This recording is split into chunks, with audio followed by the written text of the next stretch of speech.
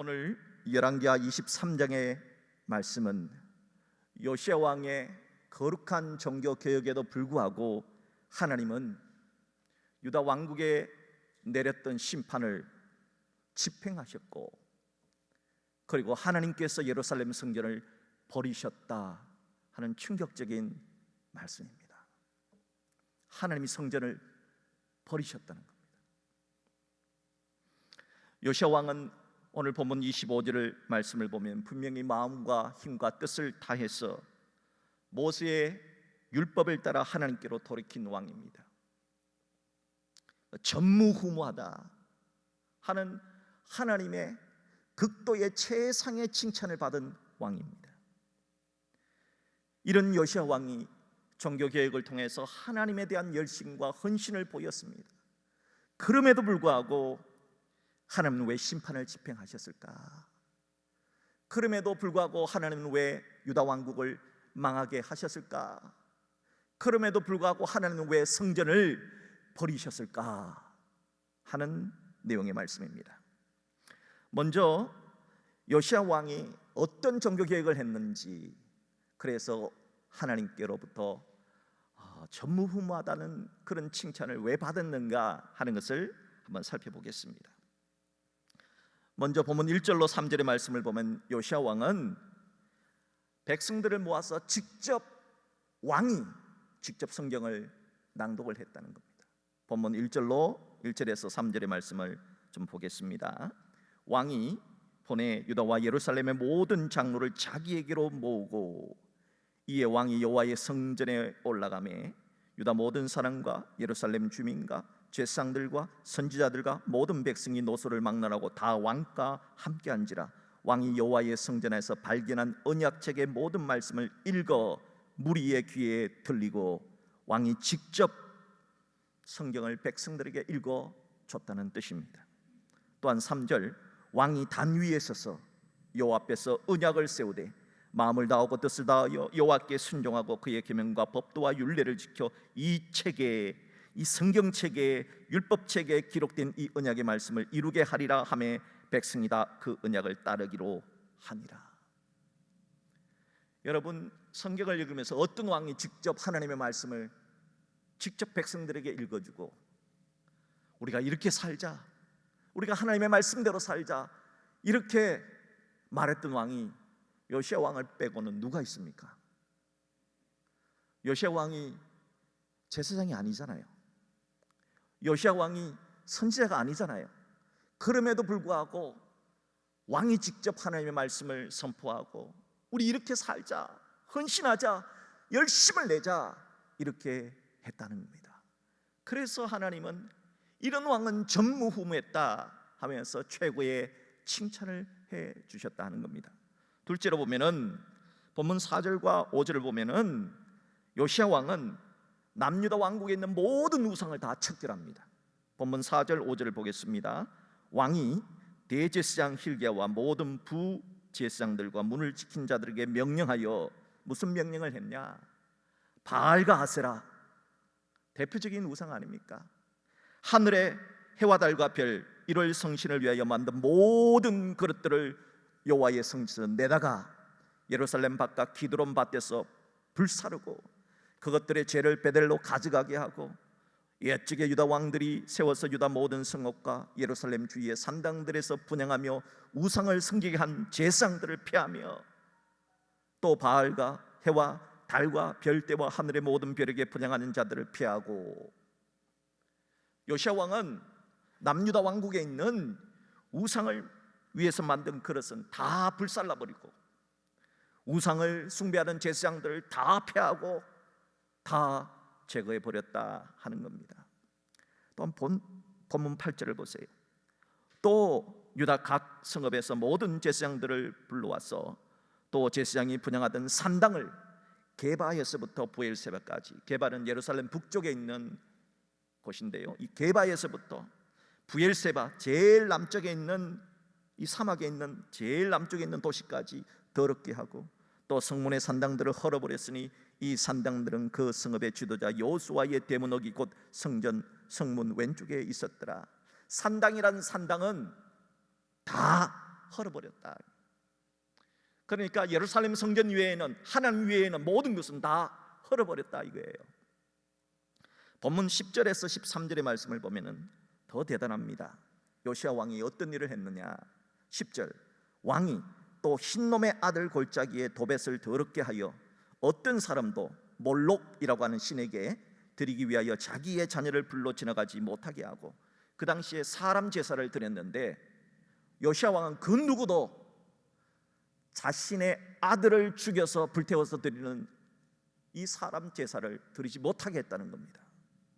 11절, 또 유다 여러 왕이 태양을 위하여 드린 말들, 태양신을 섬겼는데 태양신을 위해서 말들을 드렸는데 그 제단을 제하여 버렸으니 이 말들은 여호와의 성전으로 들어가는 곳에 근처 넷이 나단멜렉의 집 곁에 있던 것이며 또 태양 수레를 불살랐다. 그 당시에 태양을 숭배했던 나라는 이집트뿐만이 아니라 아시리아, 고대 아시리아와 그리고 바벨론 제국, 모든 강대국들은 태양을 신으로 숭배했습니다. 왜냐하면 그쪽 중동 그쪽 지방이 태양이 장렬하지 않습니까? 그러다 보니까 태양을 숭배하는 그런 태양을 숭배를 많이 했고 달을 많이 숭배했습니다. 그래서 이 달을 숭배하는 사람들이 나중에 이슬람교로 이렇게 바뀌게 되는 것이죠. 그러니까 태양을 숭배했는데 그 태양을 숭배했던 것을 전부 다 피했다는 겁니다. 계속해서 보면은 12절, 유다 여러 왕이 아하스의 다락지붕에 세운 제단들, 이 다락지붕에는 어떤 제단들을 세웠냐니까 아시리아 제국이 섬겼던 천체 하늘의 별과 달을 숭배하던 그런 제단들을 다 무너뜨렸다. 므낫세 왕이 여호와의 성전 두 마당에 세운 제단들을 왕이 다 헐고 거기서 빻아내려서 그것들의 가루를 기드론 시내에 쏟아버리고 또 예루살렘 앞 멸망의 산 오른쪽에 세운 산당들을 왕이 더럽게 하였으니 이는 옛적에 이스라엘 왕 솔로몬이 시돈 사람의 가증한 아스타롯과 모압 사람의 가증한 그모스와 암몬 자손의 가증한 밀금을 위하여 세웠던 것이며, 옛적에 솔로몬 왕이 타락한 이유가 뭡니까? 너무 많은 정략 결혼으로 인해서 수많은 자기 부인의 이름이 누군지도 모르는 너무 많은 나라와 정략 결혼을 하게 되었는데요, 이 정략 결혼이라고 하는 것은 정말 결혼만 하지 얼굴도 모르는 경우가 허다했다는 거죠. 그러니까 그 사람들이 들어올 때 자기들이 섬기던 우상신을 그대로 갖고 들어온 거예요. 이게 솔로몬이 실수한 겁니다. 다 허락을 해준 겁니다. 바로 이것을 전부 다 헐고 다 빻고 다 버렸다는 겁니다. 본문 24절도 보십시오. 24절, 요시아가 또 유다 땅과 예루살렘에 보이는 신접한 자, 무당이죠, 점쟁이, 무당 박수 점쟁이와 드라빔과 우상과 모든 가증한 것, 점치는 데 필요한 것을 다 제거하였으니 이는 대제사장 hil기야가 여호와의 성전에서 발견한 책에 기록된 율법의 말씀을 이루려 함이라. 정말 율법에 어긋나는 것은 점쟁이고 무슨 점치는 데 필요한 것이고 다 없애버렸다는 겁니다. 세상에 이렇게 대단한 종교개혁을 한 왕이 요시야 왕을 빼고 누가 있습니까? 그러니까 하나님이 요시야 왕이 전무후무하다 하신 겁니다. 셋째로, 요시야 왕은요, 자기 나라를 넘어서 북쪽에 있는 이스라엘, 북쪽 이스라엘은 이미 아수르 제국에 망해가지고 아수르 땅입니다. 그 당시에 아수르 땅은 비록 바빌론에 의해서 힘이 약화되었지만은 그래도 아시리아는 대제국입니다. 대제국 아시리아 땅에까지 가가지고 북이스라엘 땅에까지 가가지고 우상을 다 제거합니다. 정말 대단하신 분이죠.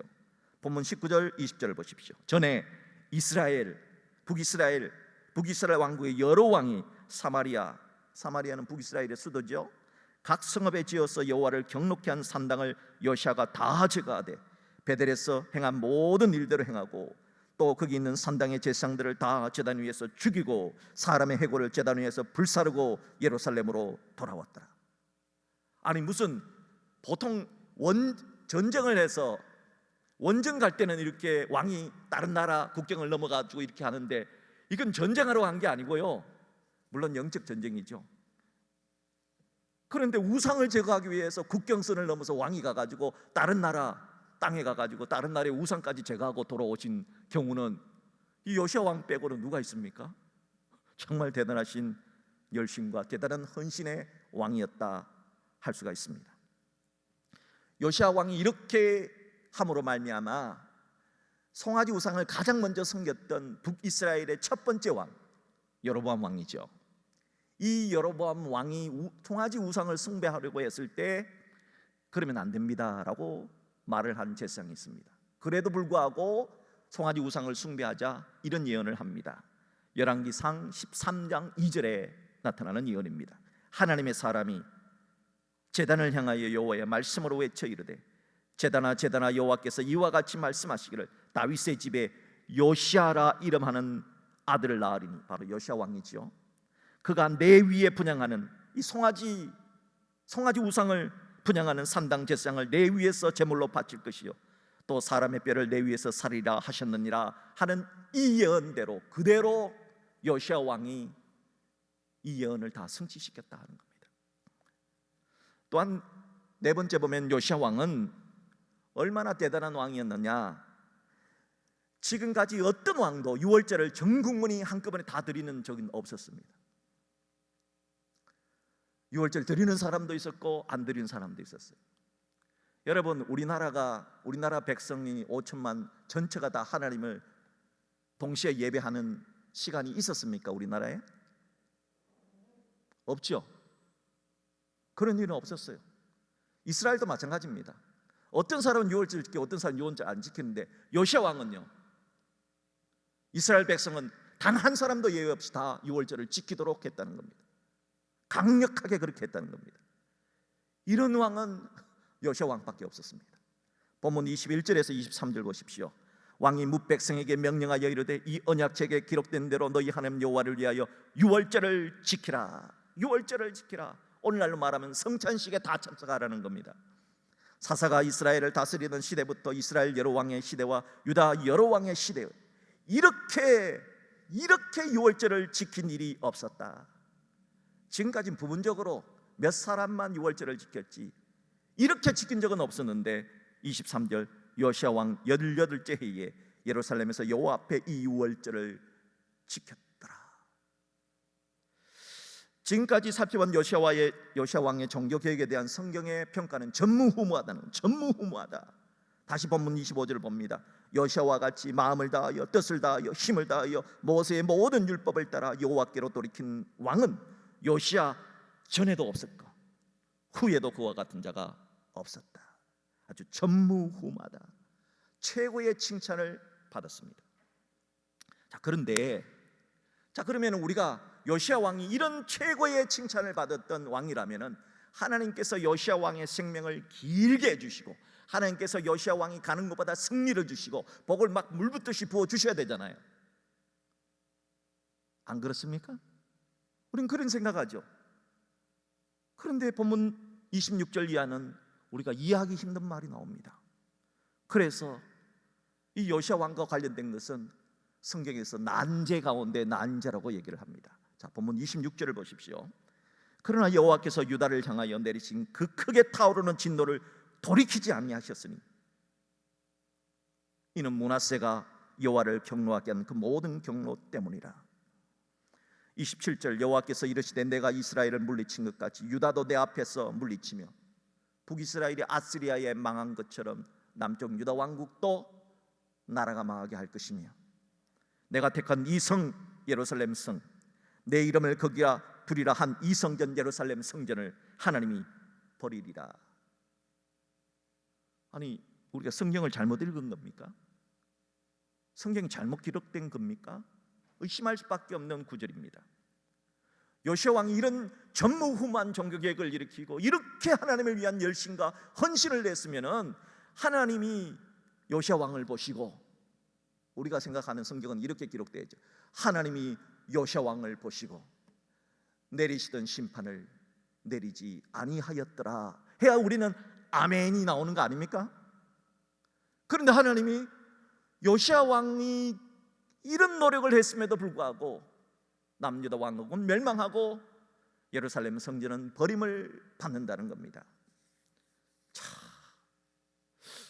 왜 이런 일이 생길까요? 왜 이런 일이 생길까? 그것은 26절 하반절, 이는 문하세는 누굽니까? 요시야 왕의 할아버지입니다. 이 문하세 왕이 여호와를 경노하게 한 그 모든 경로 때문이라. 하나님을 경노케 만드는 것은 두 가지가 합작이 될 때 하나님이 경노하시거든요. 첫째는 하나님에 대해서 우상 숭배를 할 때, 하나님에 대해서 죄를 지을 때 하나님이 경노하십니다. 둘째는 사람에게 대해서 불의를 행할 때 하나님이 경노하시거든요. 그런데 하나님께 대한 죄와 사람에게 대한 죄를 동시에 지은 사람이 바로 므낫세 왕입니다. 이 므낫세 왕이 전설에 의하면은 우리가 잘 아는 이사야 선지자를 톱으로 켜서 죽였다는 그 악랄한 왕입니다. 그만큼 못된 놈이 이스라엘 왕 가운데 므낫세 왕 같은 사람은 없습니다. 그래서 이 므낫세 왕 때문에 그의 손자가 요시야가 죽도록 헌신하고 애를 썼지만은 심판은 연기될 수가 없었다, 이렇게 말하는 겁니다. 더욱이 우리 본문 29절을 보면은 우리가 낙심하는 지경에까지 이르는 성경 구절이 등장을 합니다. 29절 한번 보십시오. 요시야 당시에 애굽 왕 바로 느고가 아스로 왕을 치고자 하여 유프라테스 강으로 올라가므로 요시야 왕이 맞서 나갔더니 애굽 왕이 요시야를 무깃도에서 만났을 때에 죽인지라. 여러분, 이거는 충격을 넘어서는 충격입니다. 지금 요시야 왕은 전무후무한 종교개혁을 단행했던 왕이거든요. 하나님이 정말 요시야 왕은 최고다 했던 왕이거든요. 그런데 그 요시야 왕이 무깃도에서 나라를 위해서 이집트 왕 느고와 싸우다가 전사를 해버린 겁니다. 이 사건은 세계 역사 속에서도 유명한 사건입니다. BC 609년에 이집트 왕 바로 느고가 저 북쪽에서 새롭게 대제국으로 승장하게 되는 바로 바벨론 제국을 치러 가기 위해서 이집트에서부터 원정을 떠나게 됩니다. 자, 이집트에서 이제 저 바벨론까지 가려면은 이스라엘 지나서 시리아를 지나가지고 티그리스 유프라테스 강까지 가가지고 이렇게 가야 되잖아요. 그러니까 길을 좀 빌려다오 그랬습니다. 이와 똑같은 사건이 우리나라로 있었죠. 옛날에 조선시대 임진왜란입니다. 일본이 명나라를 치러 갈 테니까 우리나라에게 길을 비켜달라 그랬죠. 똑같은 케이스입니다. 자, 요시야 왕은 알았습니다. 저게 말로는 바빌론 치러 간다 그러면서 결국은 우리나라 치러 오는구나 알았습니다. 그리고는 왕이 싸움요, 이집트는 그 당시에 대제국이었습니다. 남쪽에 있는 대제국이었습니다. 북쪽에 있는 이 바빌론 제국도 대제국이었지만 남쪽에 있는 이집트도 그냥 막상막하였습니다. 그런 대제국 이집트와 이 요시야 왕 다 쓰러져가는 이 남유다 왕국의 이 요시야 왕이 군대가 싸우면은 누가 이깁니까? 누가 집니까? 뻔해요. 그럼에도 불구하고 요시야 왕은 자신 목숨을 걸고 무깃도에서 목숨을 걸고 싸우게 됩니다. 결국은 화를 맞고 죽음을 당하게 됩니다. 이 장면을 통해서 많은 사람들이 이 성경을 읽다가 낙심에 빠집니다. 왜? 하나님은 이집트 왕이 죽어야지 왜 요시야 왕같이 훌륭한 왕이 죽지? 이 성경이 잘못되지 않았나? 그렇게 오해를 합니다. 그래서 이 부분의 성경을 사람들은 난제라고 말을 합니다. 하나님이 이렇게 하실 때는 반드시 이유가 있지 않습니까? 그게 도대체 뭘까 하는 겁니다. 종교개혁을 단행한 요시야 왕의 이 어처구니 없는 죽음에 대해 첫 번째 해석은 이렇습니다. 하나님은 이미 그의 할아버지 므낫세 왕과 그의 아버지 암몬 왕 때 남유다를 멸망하기로 심판하기로 작정을 하셨습니다. 요시야 왕이 죽고 난 다음에 정확하게 22년 후에 남유다 왕은 멸망합니다. 이제 500년 왕들의 시대는 끝이 나는 겁니다. 마저 500년 가운데 끝날 때 바로 그 끝부분에 요시야 왕이 있었습니다. 이 요시야 왕에게 마지막 잔인하게 죽어가는 백성들, 나라가 멸망하는 모습을 하나님이 요시야 왕에게만큼은 보여주고 싶지 않아서 일찍 데려가셨다 하는 것이 첫 번째 해석입니다. 그래서 어떤 학자는 요시야 왕의 죽음은 22년 후에 일어나게 될 그 끔찍한 잔인한 심판을 보지 않게 하신 하나님의 자비로 해석을 하신 겁니다. 그러므로 요시야 왕의 죽음은 어떻게 보면은 장렬하고 위대한 죽음으로 봐야 한다는 겁니다. 지금 어떻게 보면은 상대도 되지 않은 이주 대제국을 맞이해서 무깃도라고 하는 곳에서 지금 이제 나가서 활 맞아 죽는 이 요시야 왕의 모습을 보면서 우리는 마치 이순신 장군을 연상해야 됩니다.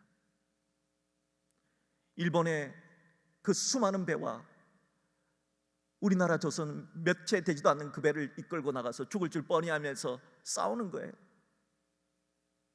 지금 요시야 왕도 똑같은 겁니다. 죽으면서 장렬하게 나라를 위해서 죽는 이 애국하는 왕의 모습을 하나님이 마지막에 그에게 선물로 주신 겁니다. 그래서 요시야 왕이 죽자 정말 수많은 백성들이 요시야 왕의 죽음에 슬픈 애도를 보입니다. 심지어 하나님의 선지자 예레미야조차도 요시야 왕이 죽은 것을 너무 가슴 아파하면서 예가를 불러서 지었다, 예가를 지어서 불렀다 성경은 기록하고 있습니다.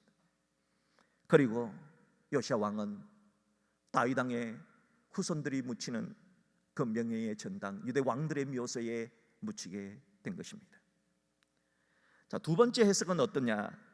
종교개혁을 단행한 요시야 왕의 죽음에 대한 두 번째 해석은 요시야 왕의 종교개혁은 요시야 왕이 주도했던 종교개혁입니다. 그런데 왕이 직접 성경을 읽고 왕이 직접 망해버린 이스라엘 북왕국까지 올라가서 우상을 척결했고 왕은 열심과 헌신이 대단했습니다. 그런데 백성들은 안 따라줬다는 겁니다. 겉으로는 따르는 척하면서 우상을 계속해서 숭배했다는 겁니다. 왜냐? 요시야 왕이 죽자마자 사람들은 다 다시 우상을 숭배하게 되었다는 겁니다. 여기서 우리는 한 가지를 깨닫습니다. 개혁은 왕만, 지도자만 앞장서서 헌신해서 되는 것이 아니라는 겁니다. 백성들도 함께 자발적인 헌신과 희생이 따라야지 개혁이 이루어진다 하는 사실을 다시 한번 깨닫게 됩니다. 자, 그래서 요시야 왕의 종교개혁을 따르지 않았다, 백성들이 따르지 않았다, 그 증거가 어디 있느냐? 백성들이 다 유월절도 지냈지 않나? 그런데 따르지 않았다는 증거를 뭘 보고 알 수 있느냐? 두 가지를 보면 알 수 있어요. 첫 번째 증거, 본문 32절 보십시오. 여호아하스는 바로 요시야 왕이 죽은 다음에 요시야 왕을 이어서 왕이 된 요시야의 아들입니다. 여호아하스가 그의 조상들의 모든 행위대로 여호와 보시기에 악을 행하였다. 요시야 왕의 아들조차 요시야 왕의 종교개혁에 참여하지 않았다는 겁니다. 그래서 요시야 왕은 정말 죽도록 헌신하고 죽도록 열심을 내었는데 그의 아들은 악을 저질렀다. 이것이 참 우리의 마음을 아프게 합니다. 자, 이 여호아하스 왕은 어떻게 되느냐 하면은 왕위에 오른 지 석 달 만에 죽습니다. 죽는 것도 참 억울하게 죽어요. 왜냐하면은 이제 이 무깃도 전투에서 요시야 왕을 죽이고 이제 애굽 왕 바로 느고가 저기 바벨론 원정을 떠나지 않습니까? 그런데 가가지고 싸우지를 못하고 그냥 내려와요. 때를 놓친 거죠. 전쟁의 때를 놓친 겁니다. 그러니까 내려오다가 화가 나는 거죠. 애굽 왕이. 이게 전부 다 이 유다 왕이 애굽 군대를 맞아가지고 무깃도에서 전투를 벌였기 때문이다 하면서 요시야 왕이 죽었으니까 요시야 왕을 또 못 죽이니까 누구를 죽이느냐? 지금 왕에 있는 야 너 와 해가지고 분풀이를 한 겁니다. 그러니까 애굽 왕 바로 누구한테 분풀이 당해서 그냥 여호아하스 왕은 애굽에 끌려가서 죽습니다. 그리고 얼마나 진짜 황당하게 죽어요. 그리고 애굽 왕은 이제 여호야김이라고 하는 또 다른 아들을 왕으로 세우고 떠나게 되는 겁니다. 두 번째 증거는 또 뭐냐? 이 종교개혁을 단행했던 요시야 왕의 종교개혁이, 요시야 왕은 그렇게 헌신과 열심을 냈는데 다른 사람들은 따라주지 않았다, 겉으로는 따라주는 척하면서 안 따라줬다 하는 두 번째 증거는 두 번째 아들의 이야기입니다. 바로 여호야김 왕의 이야기입니다. 본문 37절을 보십시오. 여호야김은 요시야 왕이 죽고 난 다음에 그 다음에 여호아하스 왕이 왕을 석 달 하다가 애굽 왕에 의해서 처참하게 죽었습니다. 그 다음에 애굽 왕이 너 내 말 잘 들어 하면서 세운 왕이 여호야김이라고 하는 왕입니다. 자, 요 왕은 어떻게 살았느냐? 37절, 여호야김이 그의 조상들이 행한 모든 일을 따라서 여호와 보시기에 악을 행하였더라. 그러니까 아버지 요아스 왕은 주님을 위해서 정말 헌신하고 열정을 내고 그렇게 살았는데 이 요시야 왕의 아들조차 아버지의 종교교육에 자발적인 참여가 없었다 하는 겁니다. 결국은 이렇게 믿음의 영웅 요시야 왕이 죽었지만은 요시야 왕이 죽은 이후에 22년 만에 결국은 하나님이 더 이상 참아줄 수가 없어서 멸망을 시켰다 하는 겁니다. 이제 오늘의 결론입니다. 요시야 왕은 멸망의 길로 치달았던 남유다 왕국이 멸망하기 직전에 그래도 하나님의 마음을 시원하게 해드린 정말 얼음 냉수와 같은 위대한 왕입니다. 하나님은 요시야 왕의 그 열심과 헌신을 기억해 주셨습니다. 이순신 장군처럼 나라를 위해서 헌신한 그 왕으로 기록해 주셨고요, 하나님의 마음을 시원케 해드렸던 위대한 전무후무한 왕으로 성경에 기록해 주셨고요, 그리고 22년 후에 일어나게 될 끔찍한 남유다 왕국의 멸망을 보지 않고 주 안에서 천국으로 가셨습니다. 그래서 역대기 기자는 요시야 왕의 죽음 이후에 22년 후의 멸망을 보지 않고 천국 가신 이 요시야 왕의 죽음 이후에 남유다 왕국은 망하지 않고 하나님이 새로운 기회를 주셨다 하는 것을 기록을 해놓고 있습니다. 역대기의 마지막 기록이죠. 역대하 36장 23절의 말씀입니다. 바사왕 고레스가 이같이 말하노니, 이제 페르시아 왕 고레스가 등장을 합니다. 하늘의 신 여호와께서 세상 만국을 내게 주셨고 나에게 명령하여 유다와 예루살렘에 성전을 건축하라 하셨나니 너희 중에 그의 백성 된 자는 다 올라갈지어다. 너희 하나님 여호와께서 함께 하시기를 원하노라 하였더라.